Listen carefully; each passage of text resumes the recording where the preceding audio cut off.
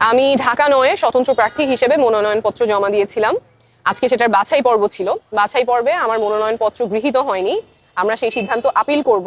আপিলের প্রক্রিয়া আমরা ইতিমধ্যেই শুরু করে দিয়েছি।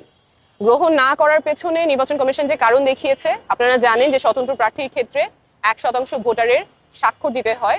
যা দরকার ছিল তার চেয়ে বেশি আমরা স্বাক্ষর জমা দিয়েছিলাম।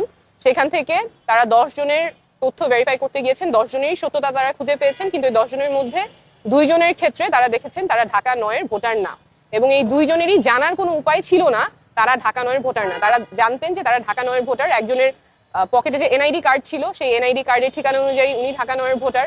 আরেকজনের বাসা খিলগাঁয়ে যেহেতু ঢাকা ৯ এবং ১১ দুইটাই আসন আছে, উনি জানতেন উনি ঢাকা ৯-এর ভোটার, সেই বিশ্বাসে উনি স্বাক্ষর করেছেন, কিন্তু নির্বাচন কমিশনের তথ্য অনুযায়ী উনি ঢাকা ১১-র ভোটার। এই দুইটা ব্যতিক্রম বাদে বাকি সবকিছু আমাদের তথ্য সঠিক ছিল।